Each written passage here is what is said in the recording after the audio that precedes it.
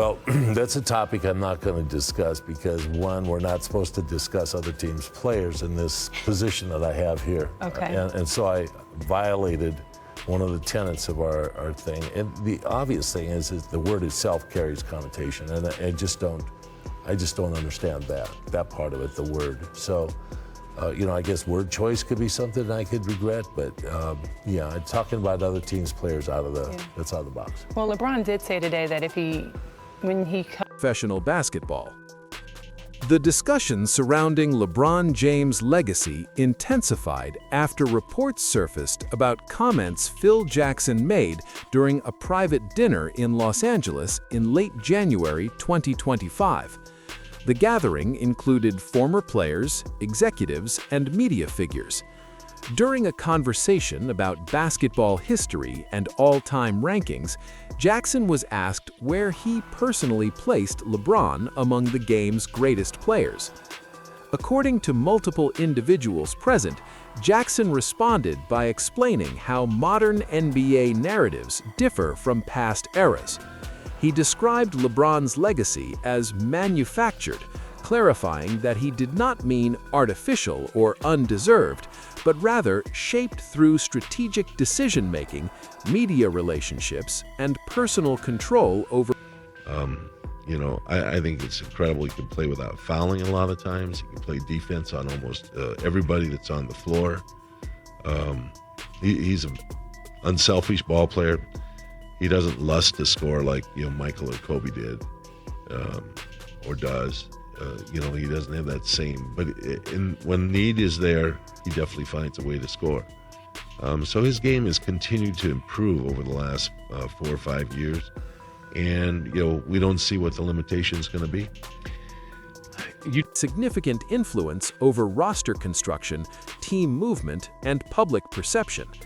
Jackson suggested that this level of control was uncommon in previous eras and raised the question of whether such an approach should be evaluated differently when comparing legacies across generations. Another point Jackson reportedly raised involved leadership style. He described Jordan and Bryant as leaders who demanded excellence through intensity and confrontation, while noting that LeBron leads in a more collaborative and supportive manner. Jackson questioned whether these contrasting leadership styles produce the same type of championship culture. After the comments leaked, public reaction was divided. Supporters of LeBron defended his accomplishments, pointing to his championships, finals MVPs, longevity, and influence on and off the court. Critics, meanwhile, agreed with Jackson's assessment and viewed his remarks as a reflection of traditional basketball values. Several days later, Phil Jackson released a statement reaffirming his position. He explained that greatness is not defined solely by statistics or championships, but by how success is achieved. He referenced moments such as the 2011 NBA Finals and LeBron's early departure from Cleveland as examples that influenced his evaluation. Jackson also commented on media influence, stating that truly dominant players allow their performances to define their legacy without actively shaping public narratives. This comparison further intensified the debate between supporters of modern player empowerment and advocates of older basketball philosophies. LeBron James did not respond publicly to Jackson's remarks. Reports from sources close to him suggested that the comments were taken seriously and were personally disappointing, given LeBron's respect for past legends and coaches. Ultimately, this situation highlights a broader discussion within basketball: how greatness should be defined across different eras. Jackson represents a traditional view centered on continuity. Special. You said I'm special. I am not like anybody else. That's true. And I'm not talking about the public. Yeah. I'm talking about amongst the NBA ilk. I'm talking about cats that are a part of the fraternity of 450 plus players. That's it. In the world. You still went to the negotiating table and said, I'm one of the best. We expect to see that shit. And if you don't show it to us, we gonna point out that ain't what you said at the negotiating table. You see what I'm saying? You got LeBron. He used to drive me crazy with this. And that's why I came up with the tick on television. When I said, great dad, great husband, great director, great actor, great businessman. I did all of that. I said, did I miss anything? Did I miss anything? Because I got him as the second best player in the history of basketball. I got him ahead of Kareem.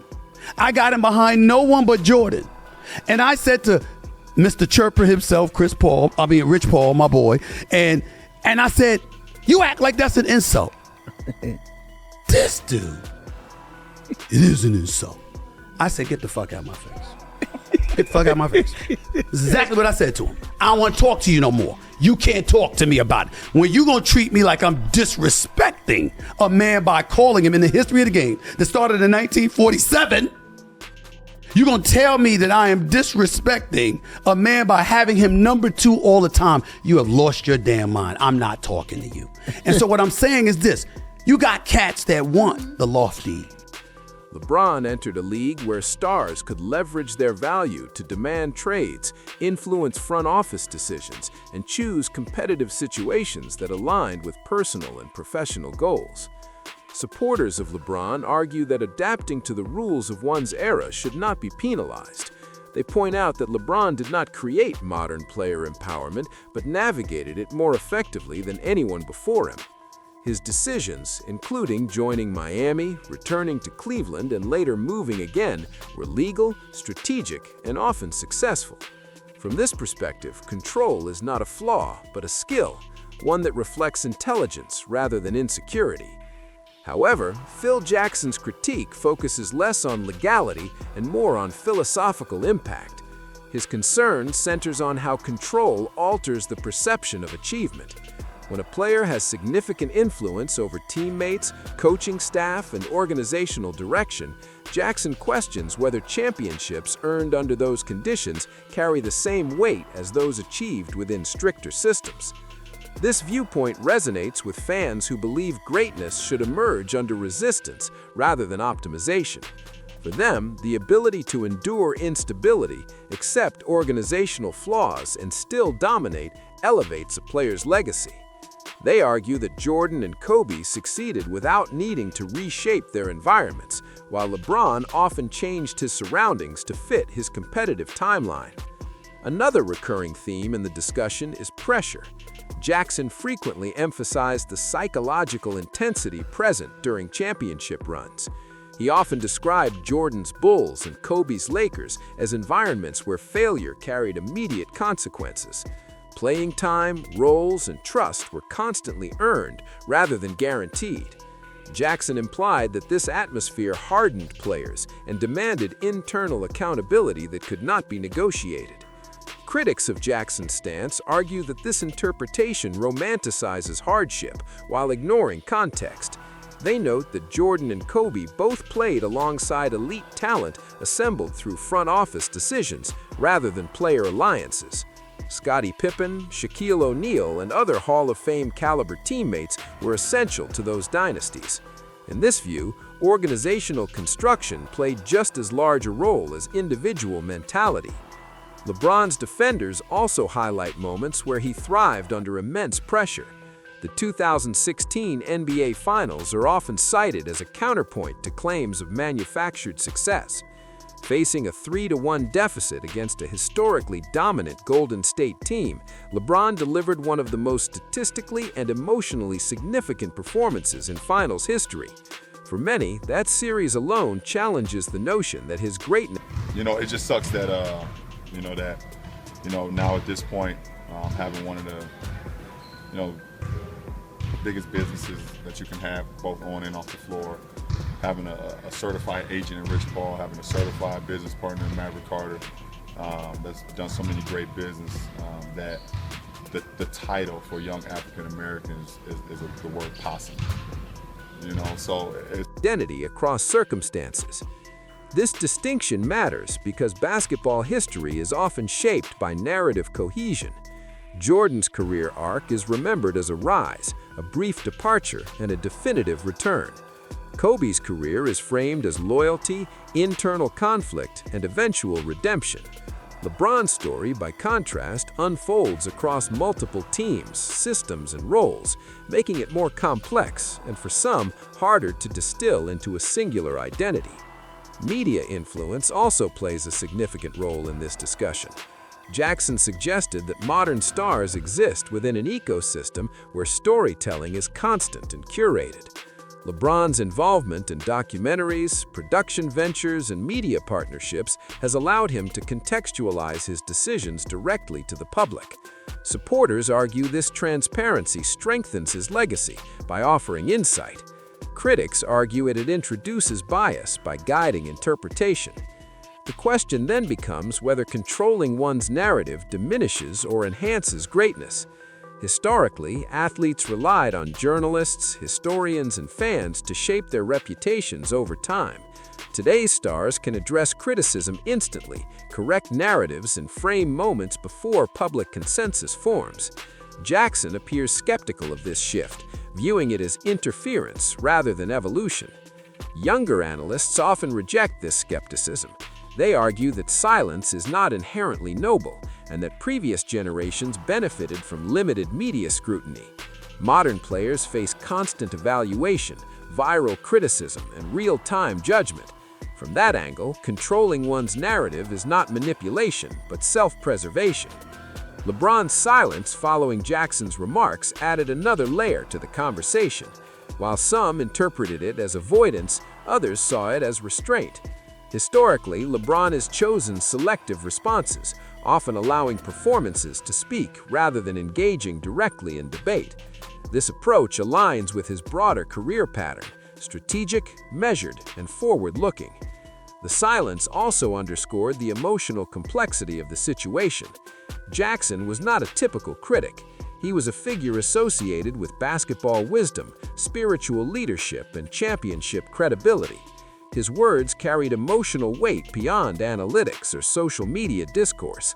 For LeBron, whose career has often involved comparisons to Jackson's former players, the critique represented a deeply personal evaluation. As the debate settled into long-form analysis rather than immediate reaction, historians and former executives began contextualizing Jackson's comments within his broader worldview. Throughout his career, Jackson emphasized collective harmony, ego management, and sacrifice within rigid systems. His success relied on persuading superstars to submit to structure rather than reshape it. LeBron's career challenges that model. He represents a generation where structure adapts to talent rather than the other way around. In that sense, Jackson's critique may reflect not just disagreement with LeBron, but uncomfort with the direction professional basketball has taken. This does not necessarily invalidate Jackson's perspective, nor does it diminish LeBron's achievements. Instead, it highlights an unavoidable truth. Greatness is not a fixed definition. It evolves alongside the sport itself. Each era produces its own standards, pressures, and pathways to success. The lasting impact of this controversy lies in its ability to expose those differences clearly. Rather than settling the GOAT debate, Jackson's comments complicated it. They forced fans and analysts to confront uncomfortable questions about fairness, context, and bias in historical comparison. In the end, LeBron's legacy will not be decided by Phil Jackson alone, nor by any single critique.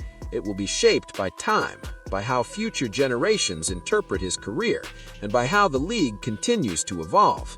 Jackson's words have become part of that historical record, not as a final judgment, but as a philosophical counterpoint.